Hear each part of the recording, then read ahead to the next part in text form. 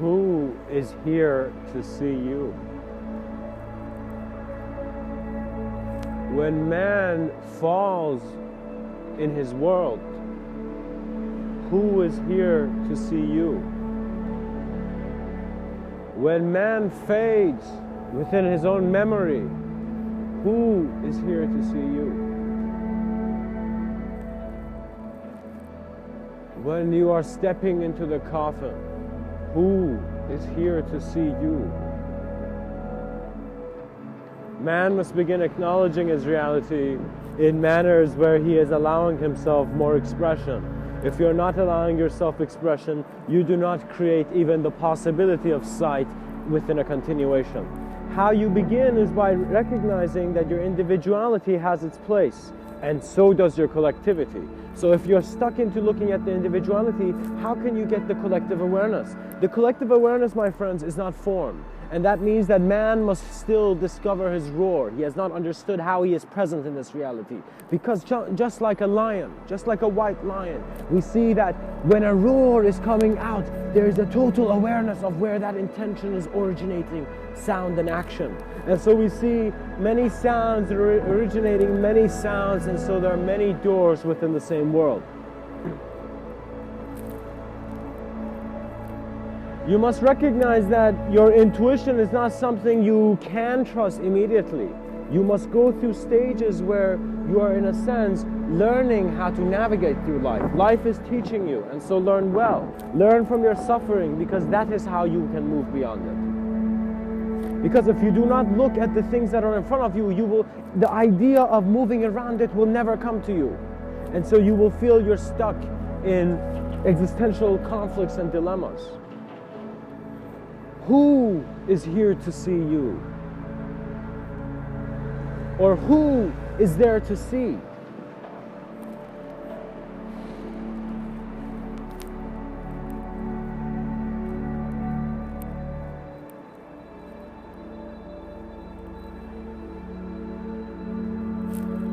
Now, when man looks at where man is heading, he cannot envision that far.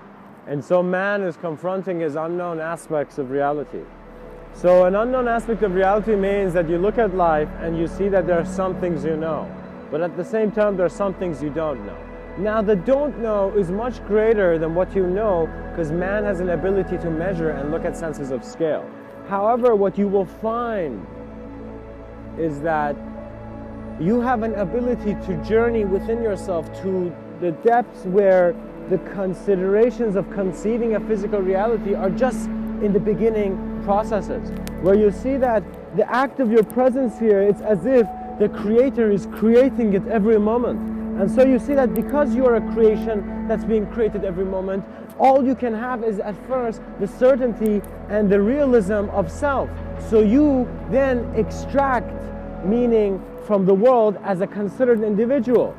But here there has been some confusion, because this individuality is not meant to just be maintained in individuality. In other words, the individual reality, the reality where duality present, is simply a certain dimension similar to how we have colors for drawing different things on the canvas.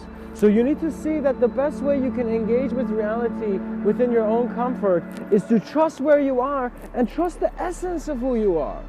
Look at yourself and see the clarity that is in your being when you don't ask questions that are unnecessary. Sometimes we're not even asking our own questions. Our environment doesn't have certainty, so we automatically feel we're not certain either. Man has certainty. The leaders of tomorrow must recognize where they are today.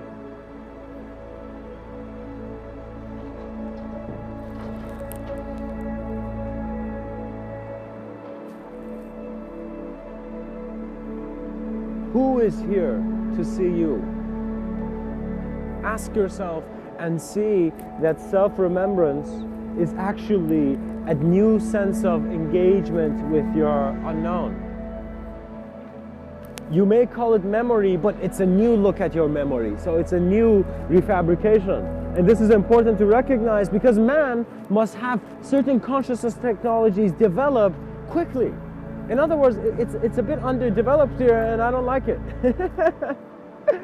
So how do we develop? Well, we see, why is there not development? So when you come into a reality where a part or an innate intuitive aspect of your knowing knows that it should be at a certain state, but it's not, you begin to see that the best way you can engage and act and, in a sense, function in this reality is through excitement, joy, and inspiration. And all these will be your action. Simply be inspired and you will act. What that means is that a mother whose child is in danger is inspired.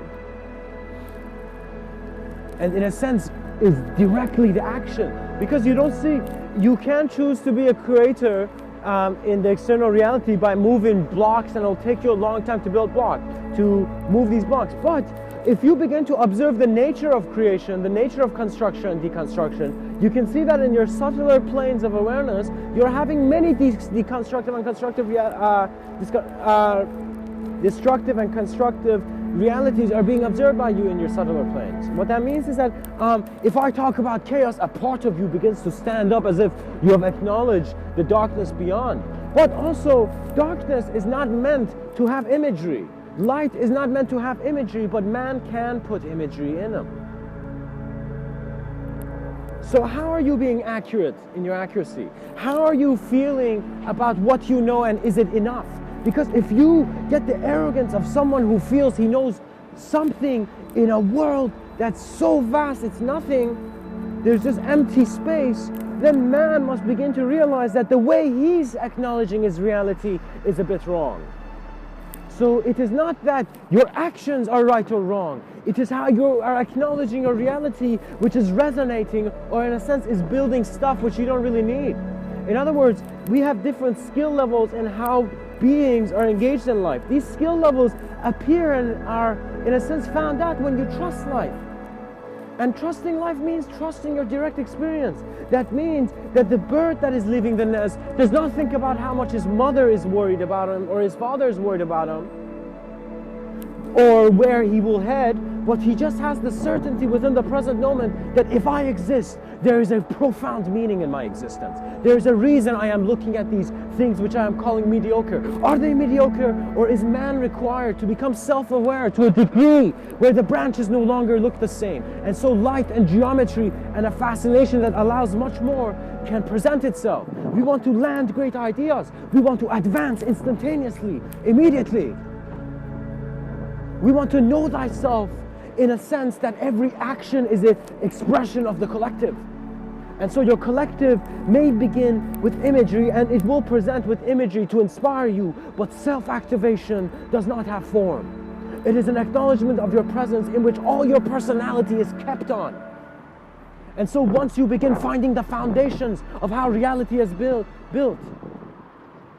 you get an existential responsibility as the founder of existence, as the founder of your dimension, as the founder of your reality, and as the one who originated and kept your holographic reality in front of you.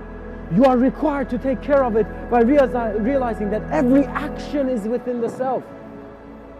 And that when man acknowledges himself beyond idea, life will introduce him through his trust and certainty and knowing, formless knowing, intuitive knowing of what he must be given. So what that means, there are gifts that you will get. For example, you go to school and they will gift you with a certificate that you have achieved this degree. Life also gives you gifts, but it only gives those gifts when you are able to acknowledge a greater spectrum. What that means is that if you're still bothered by things, that means you're saying, oh, I don't want to acknowledge that reality because I don't like it, you know? It's fine, but within your subtler levels, you must be able to confront any idea. And that is the ability of man which will pull him forward. That is the vision that will carry him.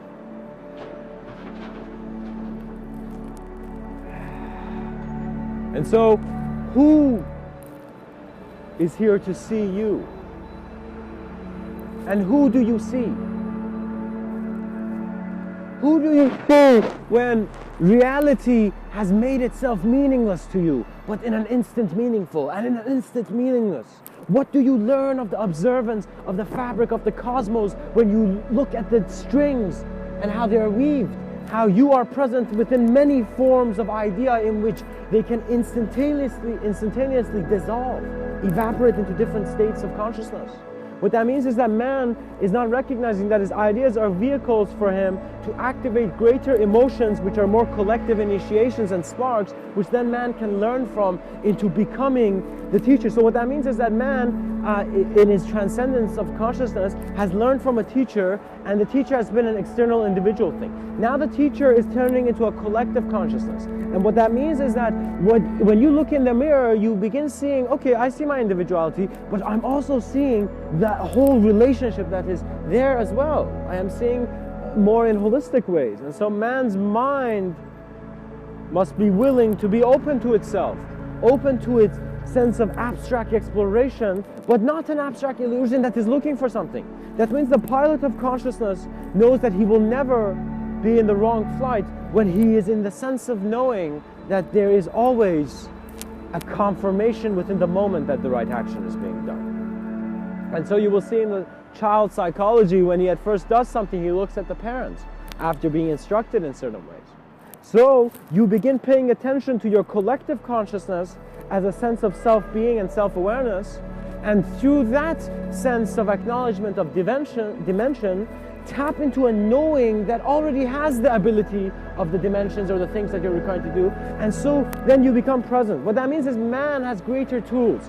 One tool is a hammer or something you find, you know, a wrench.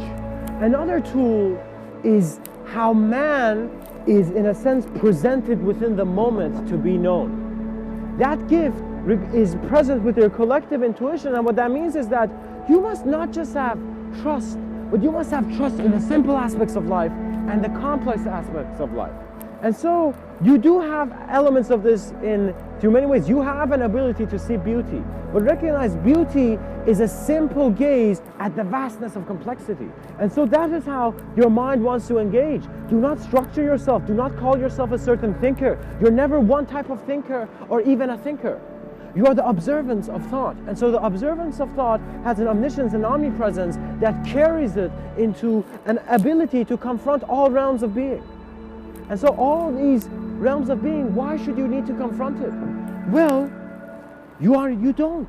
It is not out of a sense of have to or a need or I'm in a prison, but simply because that is where your energy is sprouting. That is how the flower is growing. That is the next opening of the phase of your activity in this plane.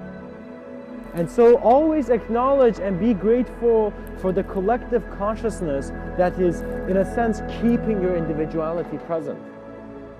And so to be grateful for being alive actually means that you are not just seeing why you're here, but you are innately the profound meaning of it as well.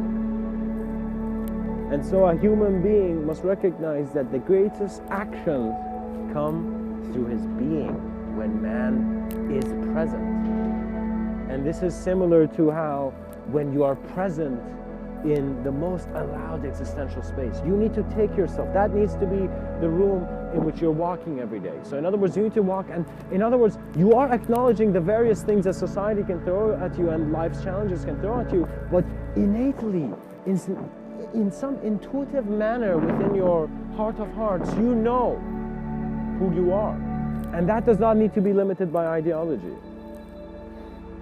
Mr. Within is always a mirror of existence, and so when you find Mr. Within, you're in a sense looking at who is alive and what is alive. And so who is here to see you is really an aspect of your experience beyond individual conception. And so who is here to see you is always your greatest knower. Much blessings and